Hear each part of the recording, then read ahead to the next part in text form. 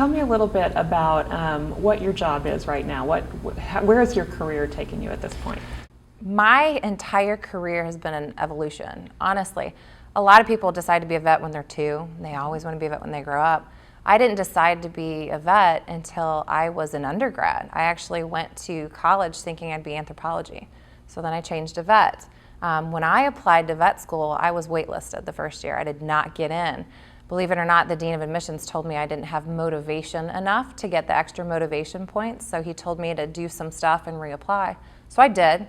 I went and got my master's, and when I was doing that, decided that I wanted to be a surgeon. So before I ever got into vet school, I wanted to be a surgeon. I loved it. I loved fixing things, the immediate gratification. When you decide to become a specialist, you pick small animal, large animal, pick small animal. So I evolved that way. I matched for an internship and residency at Mississippi State in the South, which is not where I'm from, and I wasn't excited to go there. But when you match, that's where you go. And when I went there for my internship, I fell in love with the South. It was a great place for me. It gave me my residency. It gave me a faculty position in academics. I was there for almost 10 years, and at the end had started a rehab sports medicine program through there and had been appointed chief of surgery. So it obviously worked out, and I'm a firm believer that things happen for a reason. Met my husband there, had 2 kids there, so it was a very good fit for me, and I grew up. But like most children, they need to leave the home to really get out on their own. So everybody thought I'd stay in academics. I have over 50 publications, book chapters. I lecture nationally very frequently. And I liked it. I'm still adjunct faculty, but leaving academics was a big step. And surgeons do it all the time. That's not uncommon to go to private practice. You can make more money in private practice.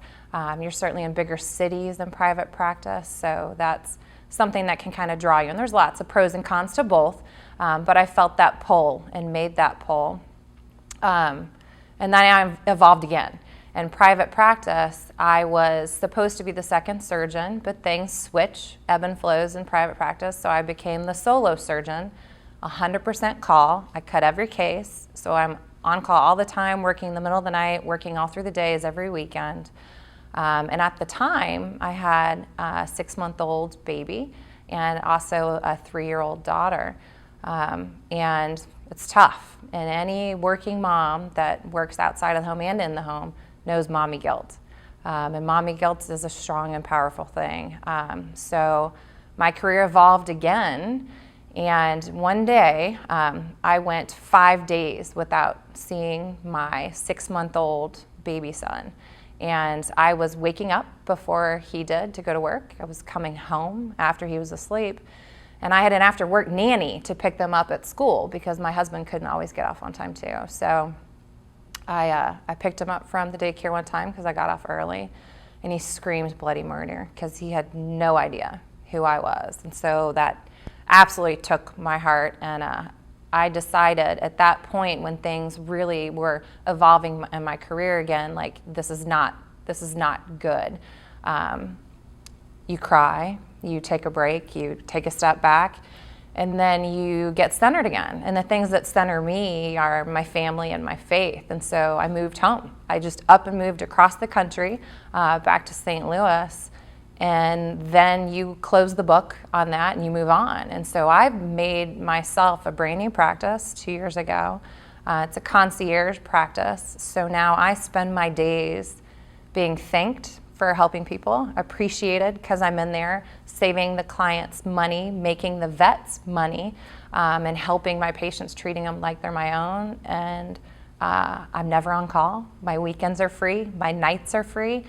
And I pick my kids up from school, and I have not missed a sporting event yet. It's amazing, but it's scary to change.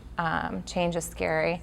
But I think, again, things happen for a reason, and you just have to follow your heart, stay centered on what it is, and be able to close the book on the mommy guilt, because mommy guilt can be too powerful sometimes.